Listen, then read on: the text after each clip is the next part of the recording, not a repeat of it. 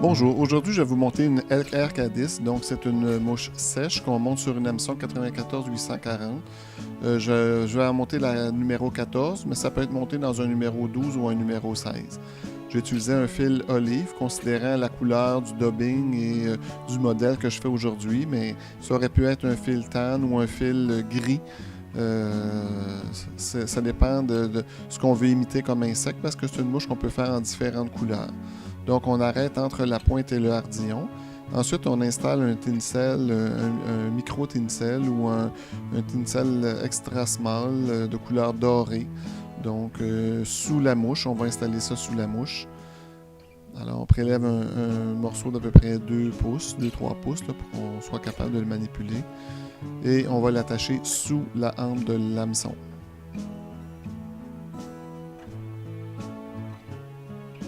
Voilà. On va amener le fil jusqu'à l'avant. On va avoir un corps assez uniforme, donc c'est important là, de mettre du fil tout partout.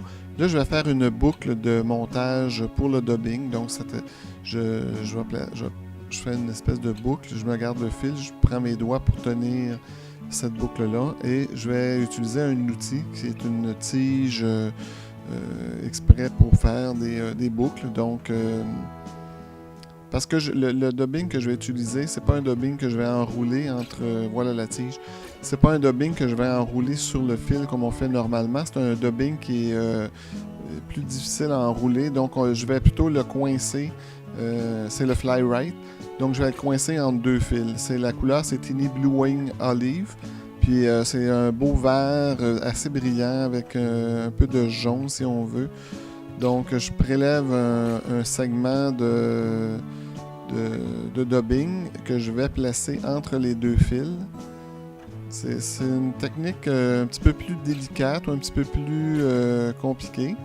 Peut-être. Les gens, il y en a qui aiment moins ça, faire des boucles. On le fait aussi, par exemple, pour le dubbing de phoque qu'on veut vraiment bien emprisonner entre deux fils. Donc, une fois que notre dubbing est bien installé, on s'assure qu'il y en a sur toute la longueur de la boucle. Et on va par la suite tourner notre fil pour emprisonner notre dubbing entre les deux fils. Oups, j'ai échappé le... On recommence, c'est pas grave. Ça arrive qu'on doit recommencer. Donc, on entortille ou on enroule notre fil avec l'outil. Et le dubbing va se prendre entre les deux fils comme entorsadé, si on veut. Donc, une fois qu'on a fait plusieurs tours, que on regarde que notre fil est bien, il y a du dubbing partout, on le place et on va enrouler ça sur le corps de la mouche. Donc, on essaie de faire un corps assez uniforme possible. Par contre, il faut pas... c'est une mouche... c'est pas essentiel d'avoir un corps parfait parce qu'il va avoir quand même une plume Palmer qui va être par-dessus cette mouche sur ce corps-là qui va être apposé. Donc, je dois arrêter à ce stade-ci parce que je veux garder un espace pour installer l'aile et on doit installer aussi notre plume Palmer. Donc, on coupe le surplus de dubbing qu'on n'a pas besoin. Et on va prendre un saddle à cul. Là, pour l'occasion, j'ai pris un saddle brun roux. Donc, j'aurais pu prendre brun foncé, j'aurais pu prendre gris pâle, j'aurais pu prendre... ça dépend toujours, là, pour aller avec le corps de la mouche. J'ai choisi un brun un peu rouquin. Là. Donc, là, je prépare le saddle à cul. J'enlève autrement dit les points et là je l'attache. Une fois qu'il est attaché, je vais faire sur place un tour complet. Et ensuite, je vais faire des tours séparés le plus également possible. Là, et on s'en va vers l'arrière de la mouche. Quand on arrive à la fin, on prend notre tinsel. Et on va bloquer notre saddle à cul avec le tinsel qu'on avait installé au préalable. Et on s'en vient en avant de notre mouche. On essaie de ne pas trop emprisonner de fibres au fur et à mesure qu'on enroule. Un petit truc, on peut faire, au début, quand on est moins habitué, on peut faire de gauche et à droite pour essayer de libérer le plus possible de fibres. On ne veut pas avoir les fibres qui représentent les pattes de la mouche. On ne veut pas les avoir toutes coincées dans notre...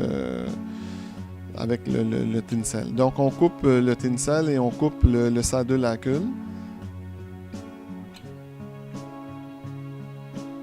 Et on va prendre dans un morceau de elk assez pâle. Moi, j'ai choisi un médium. Il y a du elk qui est presque blanc, blanc-jaune, un peu crème. Et il y a du elk teint brun, noir. Donc, il s'agit d'en prendre un morceau qui correspond à la couleur dont vous avez besoin. Le plus important, c'est de prendre une petite pincée. Et cette pincée-là, c'est très, très important de la nettoyer de son sous-poil. Parce que quand on va vouloir l'égaliser avec notre égaliseur, si on ne l'a pas nettoyé, ça va fonctionner beaucoup moins bien. Donc, on peut prendre nos doigts, comme je fais présentement, en donnant des petits coups, et en essayant de faire partir le plus possible de sous-fourrure. Mais on peut aussi prendre comme une brosse à dents, comme présentement, ou on peut le nettoyer avec un petit peigne.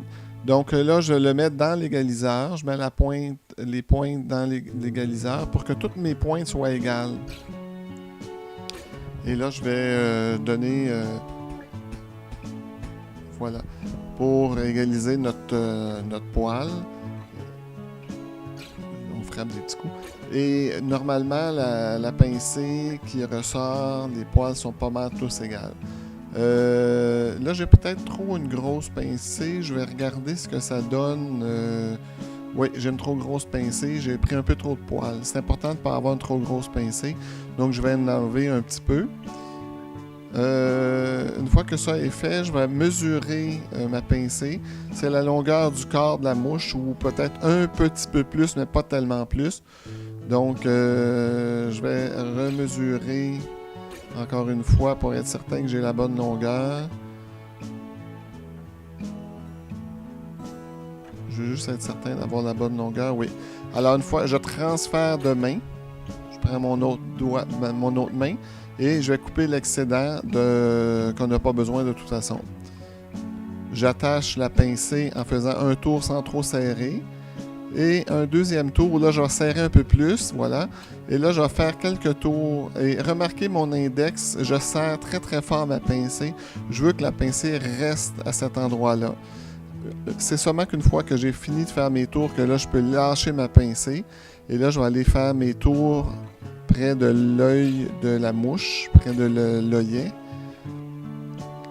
Et c'est là que je vais attacher ma mouche avec un finisseur de nœud. On va faire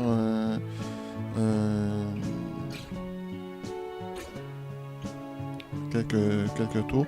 Si on a des fibres, on peut se servir de nos doigts là, pour redresser les fibres, pour pas trop emprisonner de fibres dans notre nœud. Et on va mettre à la toute fin, c'est sûr, on va couper le fil. Et on va mettre une goutte de colle. Donc, moi, j'ai choisi le corps vert, mais ça aurait pu être un corps de couleur orangée, là, cannelle, ambre. Ça aurait pu être un corps de couleur gris Adams. Ça aurait pu être à ce moment-là, on adapte la couleur de notre aile. On peut prendre aussi du chevreuil pour faire cette mouche-là. On peut prendre d'autres types de poils. Donc, c'est une très, très bonne mouche à avoir dans son coffre. Et faites-en dans différentes couleurs, puis essayez-les la prochaine saison. Vous allez voir, vous ne serez pas déçus. Alors, sur ça, je vous souhaite une bonne saison de montage de mouches, qui est la période d'hiver. Et je vous souhaite une bonne saison de pêche l'été prochain. Au plaisir!